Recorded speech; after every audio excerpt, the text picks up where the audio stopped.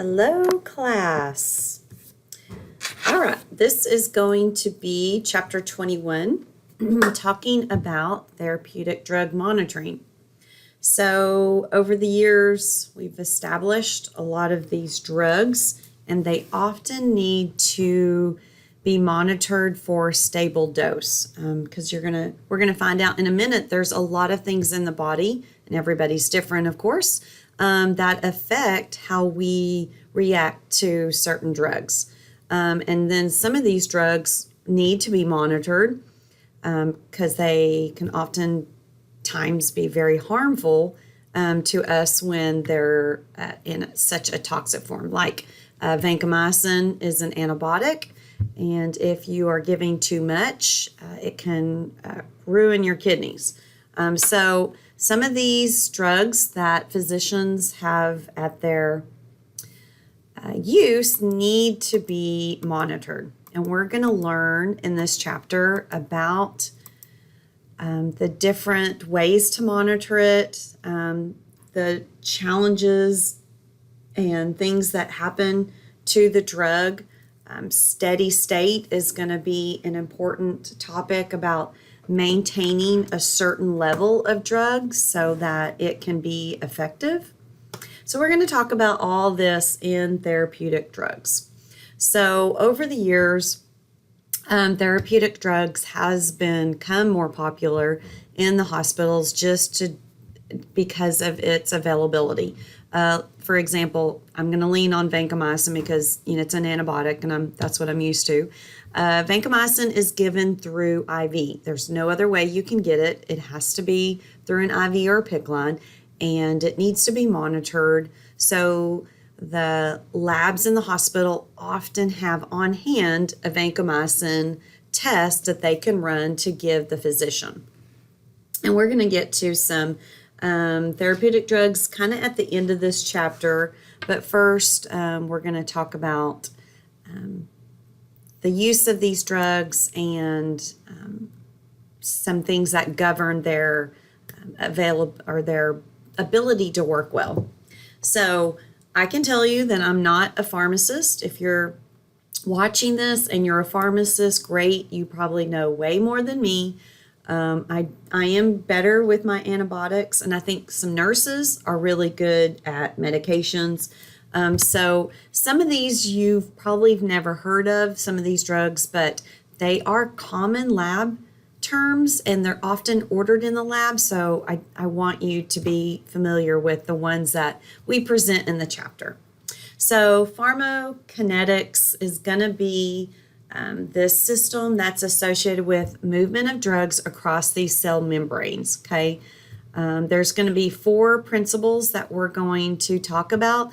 These events are going to affect how these drugs work in each individual system, okay? So there's 4 main principles, and that's just like a little snapshot of, we're going to talk about free and unbound site availability. Excretion is one of the 4. Absorption is another one.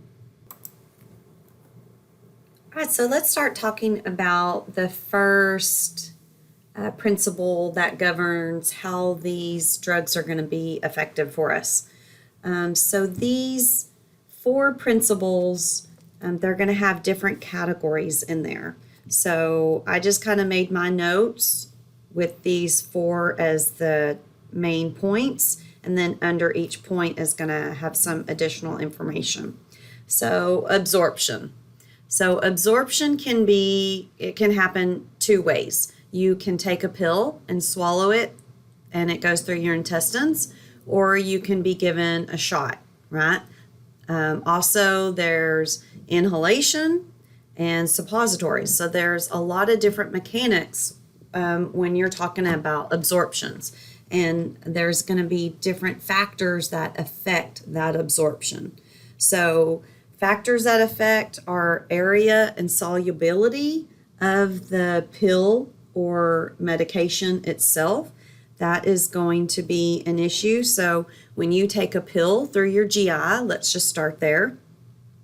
You're going to swallow it, and it's going to go through your intestines. So most of this is happening in your intestines, not your stomach, but where things are going to absorb. So in your GI, you're going to have two different like activators. You're going to be passive diffusion, where you're going from high concentration to low concentration, or you're going to have an active, active carrier. And that is going to require a carrier protein, and it's going to be energy dependent, and it's going to be capable of moving against the granite. So it's going to go where it's told to go with that carrier protein.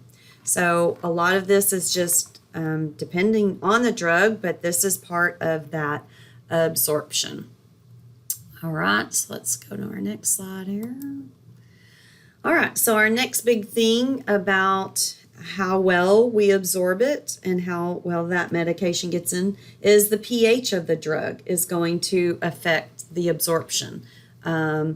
Depending on the uncharged, it tends to pass through the membranes more readily than uncharged. Okay, so the pH of the medication itself can affect that. Blood flow, of course, blood flow is going to increase. If you have high blood pressure, you're going to have a faster absorption and distributing rate. Actually, distributing is one of our 4 topics we're going to get to in a minute. But if you have an increased blood flow, you're going to be able to absorb that medication a lot faster than somebody that has a lower blood flow. Total surface area. This is going to be in your intestines. So everybody's going to be different there. So depending on your surface area of that intestines is going to affect your absorption ability. If you have certain diseases that affect that lining, of course, that is going to affect your ability to be able to absorb those drugs. And then last but not least is contact time. So contact time is important in that GI system because if you're, say you take an ibuprofen and you have C. diff, it's not going to have enough time in your intestines because of the state of severe diarrhea. Your drug is not going to have enough time to absorb like it should normally because of that contact time in the GI. You know, everything is just flushing out. And that, of course, is going to be tied to that total surface area. If it's not in there like it should to dissolve and absorb, it's just not going to be effective like it should. Okay, so that is 4 main parts of absorption. We've got how it's absorbed, so passive or active, and then we've got pH, we've got blood, total surface area, and contact time. I'm sorry, that's 5. I think I have 4, pH, blood, total surface area, and contact time. Those major 4s are part of absorption. So with absorption, the chapter goes into some key terms, and bioavailability is a bold term in your book. I'm on page 461. So make sure you know that definition.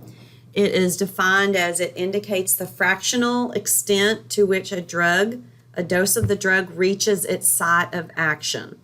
Okay, so when you're talking absorption, you take an ibuprofen because your back hurts. Okay, so how much of that drug gets there depends on this bioavailability. This bioavailability is the term what amount of drug reaches that back. You might take 100 milligram dose, but 100 milligram dose is not getting to that back, I promise you, because it's got to first go through the liver and into circulation.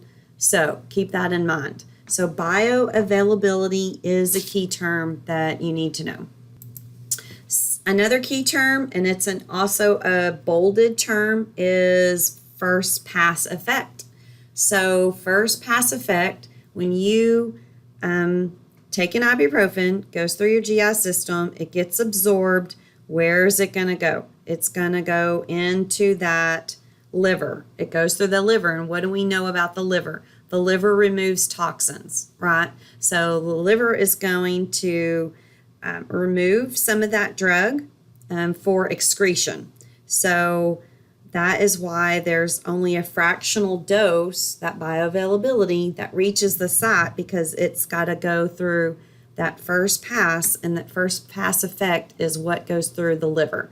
So when physicians and pharmacists talk about dosing and dosages, your liver needs to be considered, because if your liver is not functioning right, you might be getting a higher dose than somebody that is able to clean out a little bit more of the drug. All right, so there's two ways that we can get our drugs given to us. And, I talked about the GI and then the injection. So it's oral, which is eternal, or paternal is the injection. So two different routes it can take. This PowerPoint says that there are some drugs that can be absorbed in the stomach. So I guess there are. But most of them, the major site is the duodenum. That is the major site of entry into circulation of these drugs. But don't forget, first pass, it's all going to go through that liver. All right, so eternal, of course, we know that goes through the mouth. So there's things that are going to affect the drug just by how we take it. So stomach, it's going to be some of that drug is going to be destroyed by the stomach acid. Also, there's drugs that you're going to have to take with food or take without food, or maybe you have to wait 2 hours to eat. So there's advantages and disadvantages of oral. It's easily accessible. It's easy for patients to take at home. Not all of us have access to be able to take that. There's different ways you can take it by mouth. There's oral, of course, the pills we swallow. Sublingual, you can put something under your tongue and it can dissolve that way. That's actually a fast route to get to your circulatory system. And then I guess a cheap pouch. Shots, there's going to be two major routes, is intermuscular and subcutaneous. So I think all of us have experienced a IM shot. That's your flu shots that go in your arm. It goes right down into that muscle. TB, when you get a TB skin test, that's subcutaneous. That just goes right under your skin. I think we've pretty much all had that before. That just talks about more of the IV drugs and how it avoids the GI tract. So for patients that do have severe diarrhea, or a condition causing them not to absorb the drug correctly, IV or intravenous routes are optional, even though can be hard to give, but some drugs are just given through IV. So there's our little graph for that first pass. So you're given an IV shot. It is going to go right to the body because it goes right into circulation, whereas the oral gets to the liver first and then it goes through the rest of the body. So really the IV injection does have really some good advantages because you get a more controlled dose because it avoids that first pass of the liver. It just goes right into circulation. A couple other routes that I said earlier, pulmonary, you can breathe in medication. I know when they do breathing treatments, they give some albuterol to help open up those lungs. That is a medication. So there are some drugs that can be given pulmonary. And then, of course, rectal. Long time ago, they used to give I don't know, they might still give suppositories to kids who can't take medicine, Phenergan, to help them stop vomiting. I think they still give kids Phenergan rectal because it will absorb through that colon. And there, rectal. And then topical. I always forget about topical. So there are some medications that you can put on your skin. It does absorb through your skin. Those just, those aren't as effective as some of the others, but they're out there. Our second big category that we're going to talk about with therapeutic drugs is distribution. So now that you've taken your ibuprofen, you've taken it and it's been absorbed, now it needs to be distributed. So there's several factors that are going to affect the distribution of that drug. There's going to be the blood flow amount, capillary permeability, binding of those drugs to protein, and tissue volume. We're going to talk about each of those.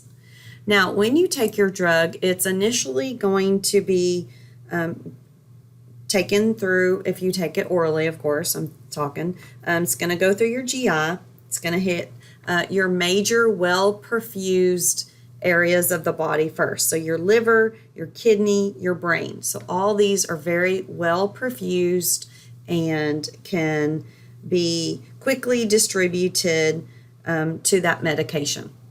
But the diffusion of the drug into the interstitial fluid, it does occur rapidly because the highly permeability of that membrane. So getting that into past the peritoneal fluid is an issue, or not an issue. It's easily able to do that.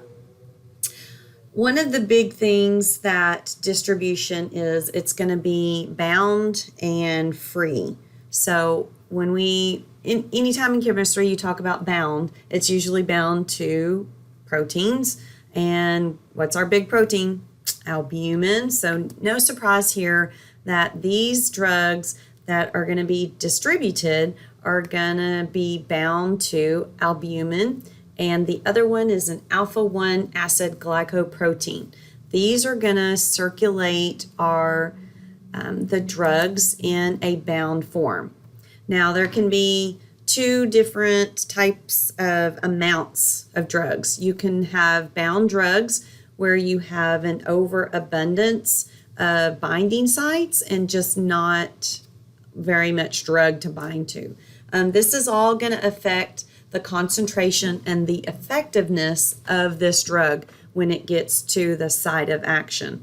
Okay, so if you have a whole lot of binding sites like this picture does, you only have the ability to transport these little 4 guys. But now you've got another bound drug where you have a higher concentration of that drug, and you have less binding sites. So think about somebody that is in a hypoalbuminuria kind of state where they have a low amount of albumin.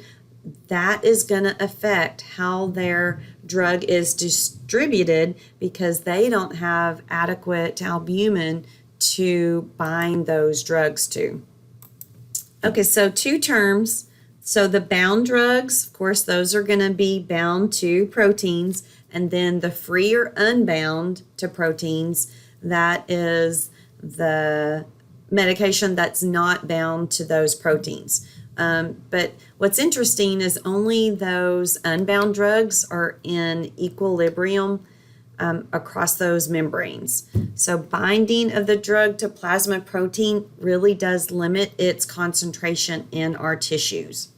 So when we measure these, when we talk about some of the measurements in drugs, just remember that the methodologies are used to measure free and unbound. So it is important to get an accurate measurement of the drug. So they have come up with measuring it both ways, free and bound. Okay, so just pay close attention to your bound drug. That is a key term. That really does affect the drug's concentration because of the binding site and the number of binding site. Make sure you understand that.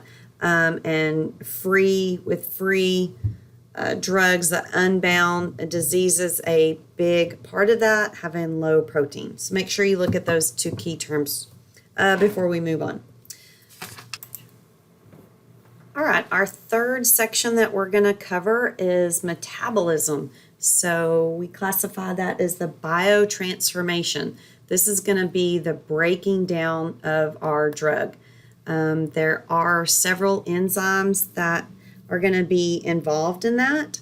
I'm going to give you one in particular that I would like you to know, but look at your biotransformation definition. It's reaction, generate more polar and active metabolite that are readily excreted from the body. So this is the process of breaking down so it is easily disposed of for the kidneys and stool to excrete. So there's going to be some two phases that we're going to look at. So drugs they go through this biotransformation reactions, and they're classified either by phase 1, which is going to be functional, or phase 2, which is conjugal. So here is our little chart, and there's several enzymes that help make this happen. So you can see phase 1, it's going to be that functionalization. The drug can be activated, unchanged, or inactivated in this phase. And then you move to phase 2, which is going to end up in the conjugated products. So this is usually in where the drug has already been metabolized and it's going into an inactive form, so it can be readily excreted. Our major enzyme that metabolizes drugs is this cytochrome P450. So make sure you highlight that, make a note of that. That is a major enzyme used in this metabolism category of this part of our lovely chart. And last but not least is excretion. So getting rid of the drug itself. So of course, our big organ of importance is going to be kidneys. So our functional unit, how well our kidneys are working, is really going to affect how quickly we can excrete these drugs and their metabolites, meaning what we've already broken down by those enzymes. There's also some other ways to excrete. It can come out in stool. So those parts of that drug that has been unabsorbed through the GI tract can be excreted through feces. Breast milk is another one. That's why they tell mothers that are nursing they are unable to take certain medications, because that does cross over to breast milk. And then, of course, lungs. All right, so that finishes that section. Let's stop here for a quick pop quiz. Okay, so hopefully you got that question right. So that was a distribution question. So it talks about what the total drug in plasma that is bound, what are the factors that determine that? So it's going to be, of course, the drug concentration, how much drug is there, the affinity for the binding sites, and the number of binding sites. So hopefully you got that correct. So with our continued conversation, so we looked at the 4 principles that really govern pharmacokinetics. Now we're going to look at the 4 principles that affect changes in the dosage of the drugs for these patients. There's going to be actions and some considerations that the physicians are going to have to consider when it comes to prescribing drugs and the amount of drugs. So when we talk about the relationship between the drug dosage and our drug concentration, we really want to try to get to that therapeutic range. And I attached a little YouTube video about therapeutic index. So that goes through a quick explanation, but I want you to keep in mind that we are not physicians. Lab people are not pharmacists. So when we start talking about some of these calculations, that is not for us to determine. Our job in the part of pharmacology is going to be measuring correctly the amount of drug in your plasma. So there is this direct relationship by measuring the drug in your plasma, and it should be equal to the concentration of that drug. And the concentration of that drug should be in relationship to the concentration of the drug at the action site.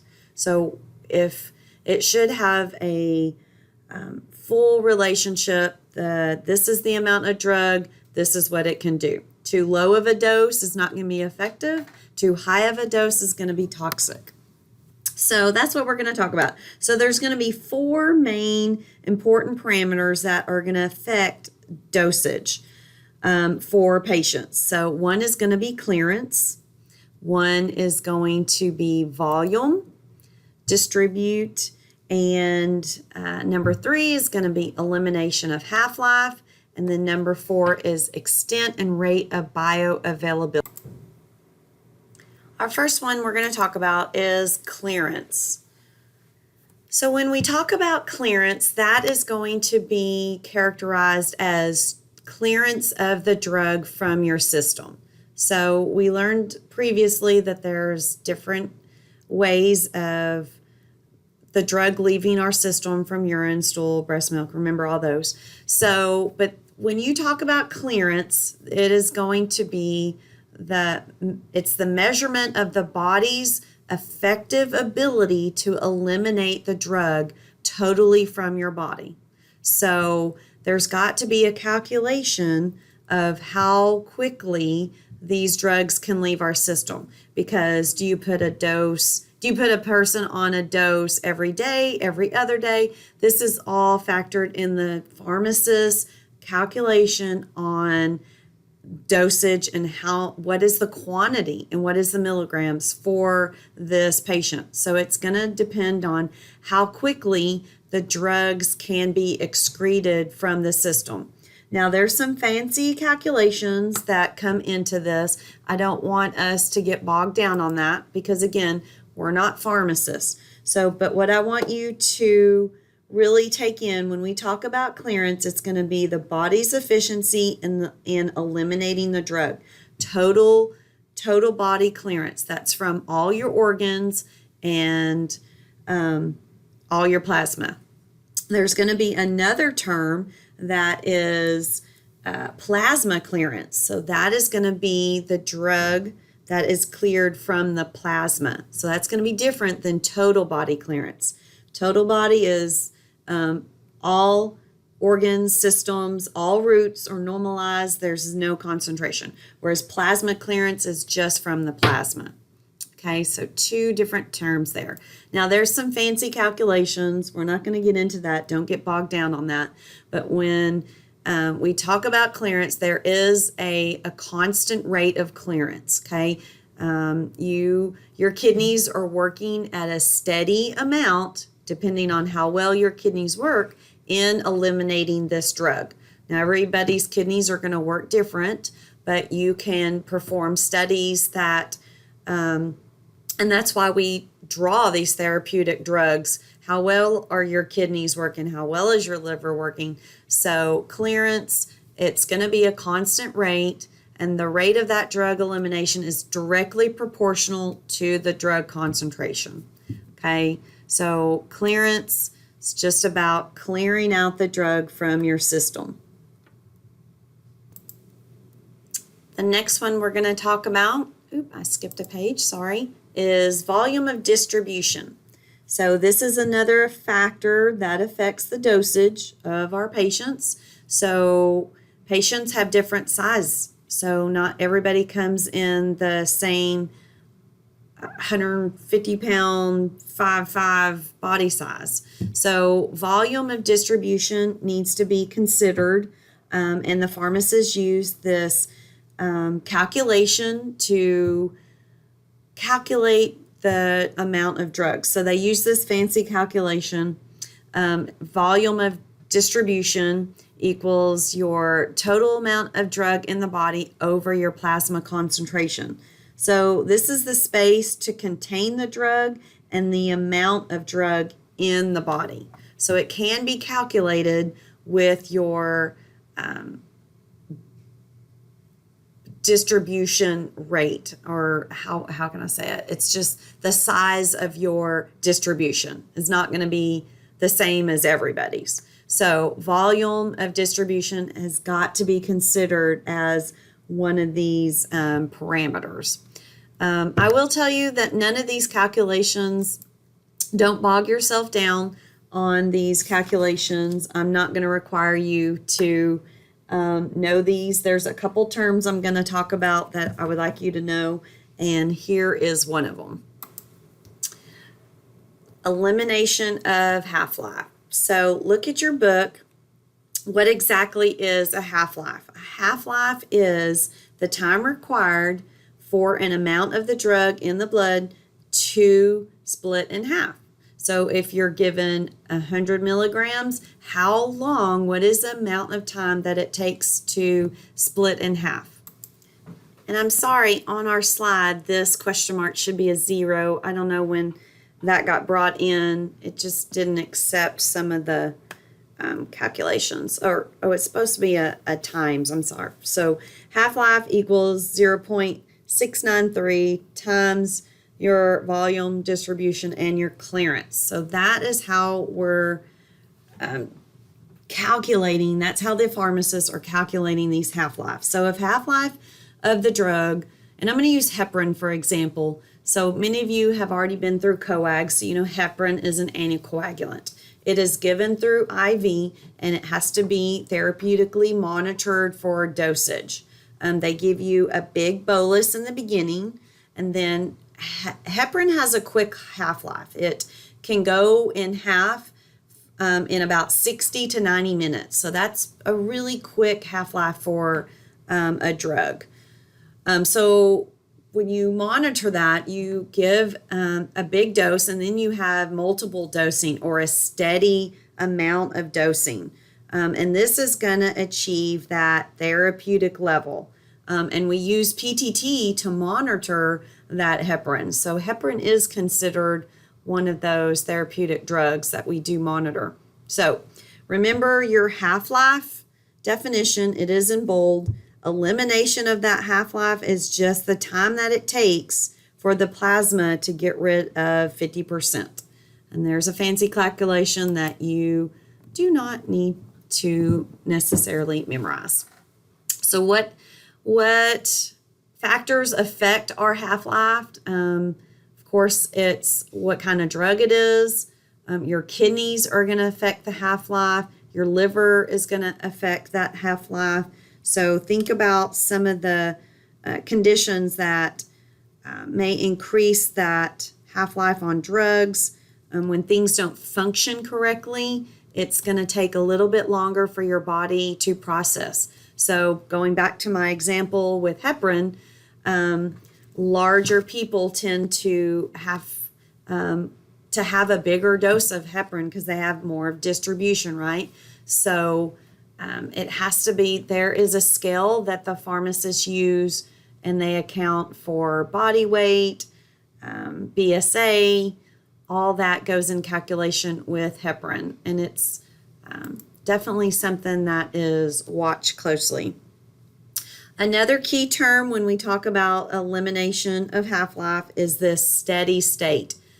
How much of the drug can I give to achieve that desirable amount? So our steady state is defined as the point when the total amount of drug in our human body does not change over multiple loading doses. Okay, that just means that you are on a good steady state and you've achieved your therapeutic range. A lot of times this is achieved quickly. With heparin, we give you a big bolus and then you can get therapeutic because you don't want to throw a clot, right? So that's why they're giving you that drug so quickly to build you up. That's also dangerous. But then there's also drugs that you take orally that it takes you several cycles to become therapeutic. So look at warfarin. Warfarin is another anticoagulant, but it is a pill form. It often takes patients a couple weeks to get into that steady state. So maybe they're not in such a high-risk condition and the physician just wants to thin out their blood and it's not such an emergency where you need to be hospitalized with heparin. But say you have cardiac issues and you need to be on blood thinners, again, this is going to take several weeks of you being on the drug to achieve that steady state. Now, it is important to know, and I don't think our PowerPoint says this about steady state, or maybe it does. There's our little graph of you loading. Here it does. So the steady state, to achieve that therapeutic range, it's going to take 7 half-lives. So 7 half-lives of your drug, you should be in that therapeutic range. So make sure you remember that for the test. It's 7 half-lives to achieve the steady state. And our last one. This is our last factor that affects changes of dosage in patients. So our last factor is going to be the extent and rate of bioavailability. Remember, bioavailability is a definition that you need to remember, and it's right here. It's defined as the fraction of drug dose reaching the systematic circulation following administration. So what is where that drug gets to you in that circulation? Because remember, first pass, it's got to go through the liver first, and then it'll finally get to that site of action. So it depends how much gets to that. So that is our bioavailability. So try to remember that definition. So bioavailability is going to be, it depends on 3 different things. So the administered dose, how much was that initial dose? The second one is the fraction of the dose that is absorbed. Okay, so what did your body absorb? That bioavailability, that fraction, how much got taken away from the liver? And then the fraction of dose that escaped any first pass elimination. Okay, so absorb, so what's given, how much was absorbed from your intestines, and then how much escaped that first pass. Because everybody's liver is going to be different. So those are your 3 dependence of bioavailability. So we're going to finish up this section talking about dosage regimens. So when we talk about dosage regimen, these are going to be how often do you take the drug, when does the drug's characteristics really start to kick in. So when you take that ibuprofen, let's say 400 milligrams, for me, that usually works fine. But now for someone larger or has more pain, maybe they need 600 milligrams. So dosage regimen is important when we talk about therapeutic drugs because you've got to have we've talked about half-lives and steady state of that drug. So it's important for the physician to order the dosage regimen so that we as patients achieve that therapeutic level. And we want to be in this therapeutic window of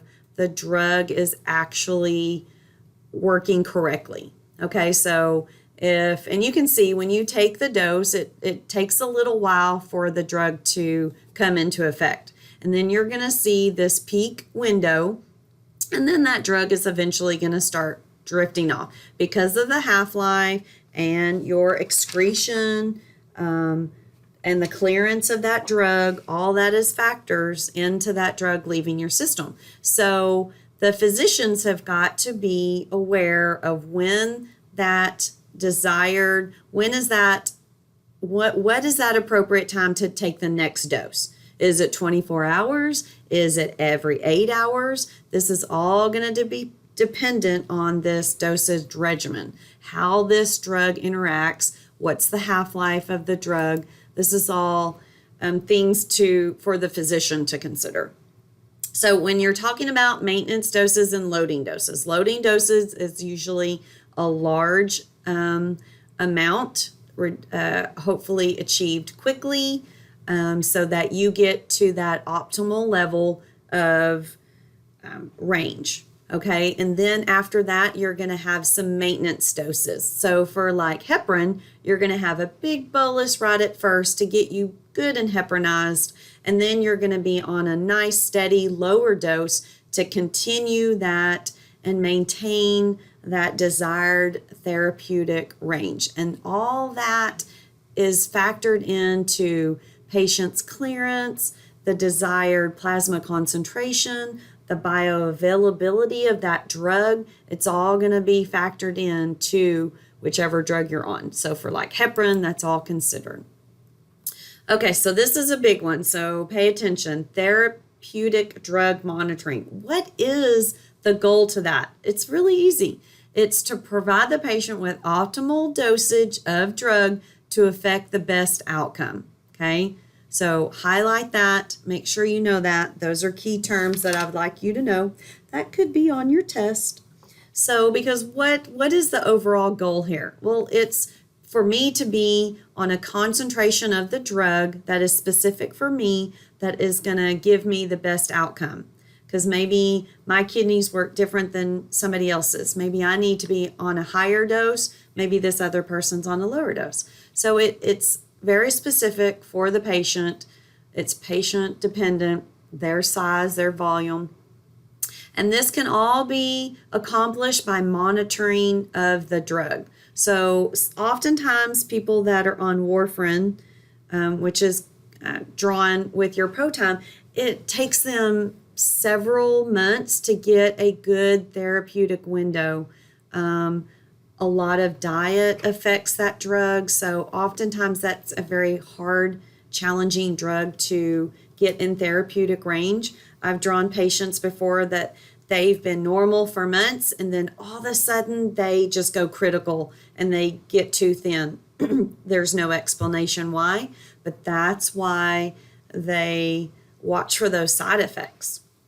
So just keep that in mind. Compliance, of course, compliance is always going to be an issue. Are the patients taking drugs like they're prescribed? One of the big things I hear, psych patients, bipolar meds, they don't always make you feel great. I worked with a coworker, her daughter took it.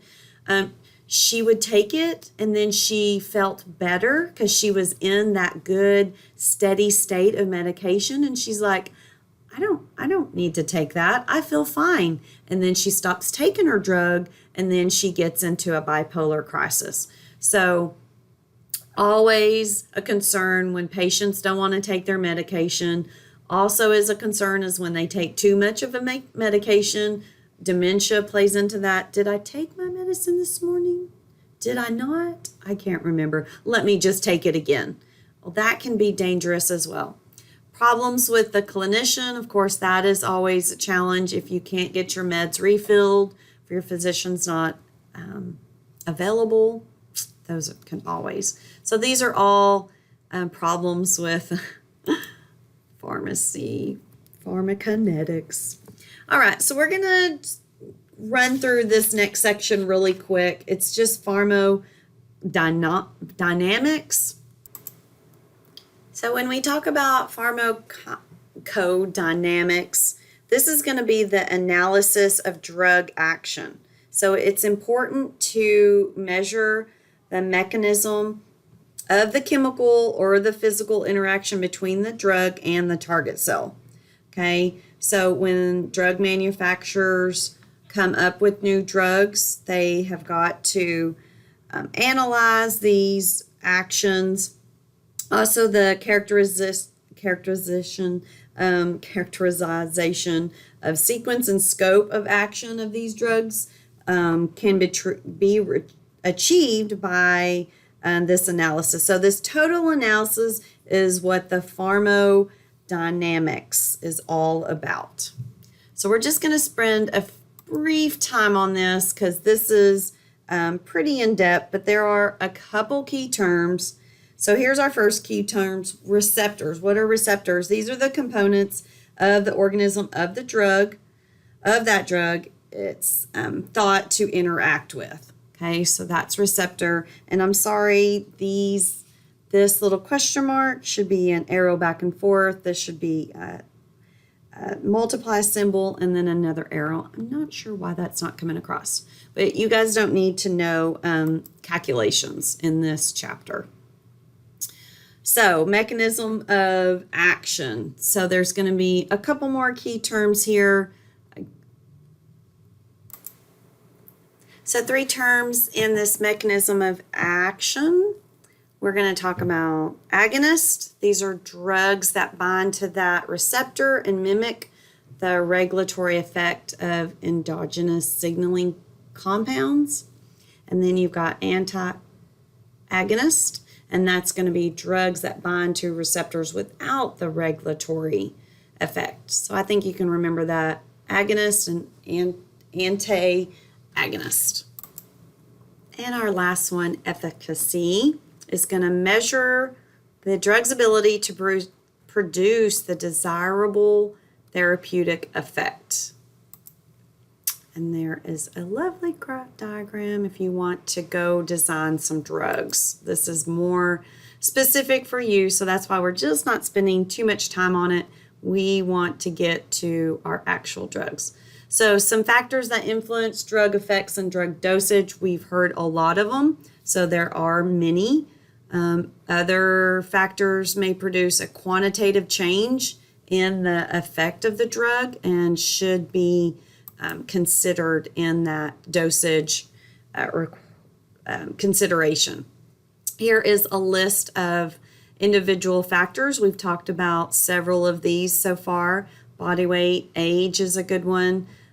Genetic factors, that's a good one. Tolerance of the drug, so there are several factors that need to be determined in that relationship with how much drug is given and the desirable effect.